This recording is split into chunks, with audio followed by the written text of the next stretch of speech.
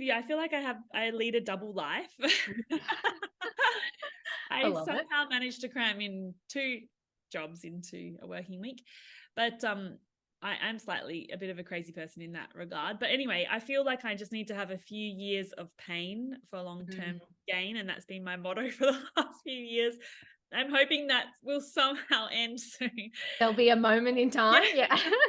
Where's that arc? It's Yes. like, um, but yes, so I guess what I do is I'm absolutely committed to my day job, and I love it. I love what I do. I have a fantastic team, and I'm supported by one of my oldest, dearest friends who I'm working with at the moment at Fullscap Studio. It's a boutique interiors practice, based in Melbourne, and I set up the Sydney studio for Fullscap, and now I've come back to Perth. Full circle, a long time coming, and have set up Fullscap here as well. And so really I guess worlds collide a little bit though as well. Like at Fullscap and our work, we are committed to all of these things at the same time, and materials research is a huge part of what we do. So anything I find, it kind of feeds into our projects and vice versa. And then in addition, I literally do about 2 to 3 hours every night as well. So that's where Wow. the extra comes in. Yes, yeah. Yeah, and it's interesting. I do love that because I always advocate to people not to just quit their day job and, dive into things. I love that a day job can complement your business. It Yeah. can give you the financing, it can give you the support, it can give you the networks. It's sort of, I know sometimes I think people romanticize the, burn your bridges kind of Mm, approach to business, but I really believe that it's just, we're all humans, it's all an ecosystem, there's yes. networks, you just never know who Mm. you work with that will support your business down the track, and it's just all interconnected. So I'm a huge I advocate for that. I couldn't agree more. I am absolutely, yeah, on board with all of that. And that's really been the way I've operated, you know, in living memory. I wouldn't say my whole Mm. life because I can't quite remember how I was as a child.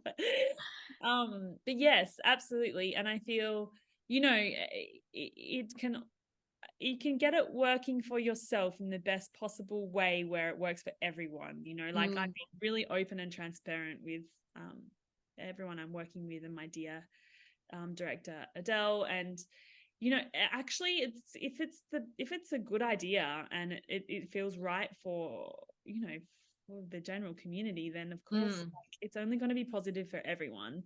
And yeah, and for us, like, for instance, Fullscap was able to support Future Materials last year. We had a beautiful event as part of Open House Melbourne in the studio in Oh, Collingwood. cool. Yeah.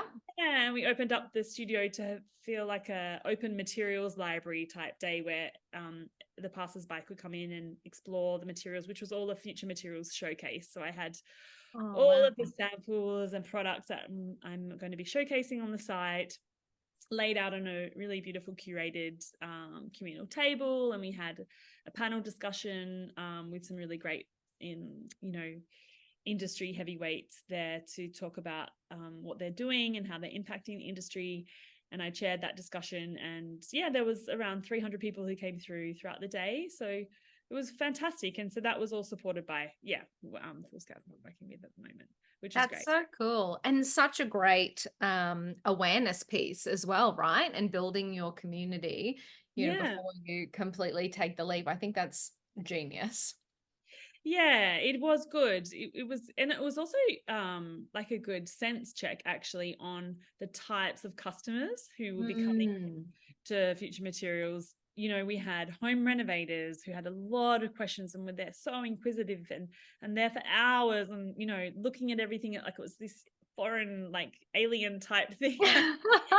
And then we had design professionals who are more like very directed to the things that they like caught their eye, and they were like, oh, I could use that. And then we Mm. had some of the product suppliers there all day as well, like our dear legendary suppliers. And one is a Welshman who's hilarious, and he was there answering all the questions all day, and I made sure I had some Guinnesses for him at the end of the day.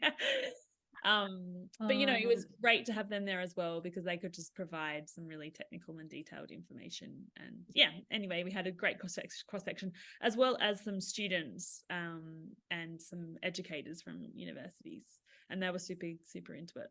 Yeah, it is really interesting. I always think about that. You've probably touched on two things, community building for one, but Mm, also that, who will be your customer, which is mm, really important to what are their problems, who is really interested in this space, who will be the catalyst that's going to kind of probably propel it forward more than maybe somebody else in the yes. industry or customer type. So being able to host an event or run something online or build a social community, whatever it is, they're Mm. all really important building blocks that you have to do as a business, I think. Yeah, exactly. And I didn't really realize, to be honest, in preparing for the event and signing up for it and everything, how much amazing impact it would have in terms of like Mm.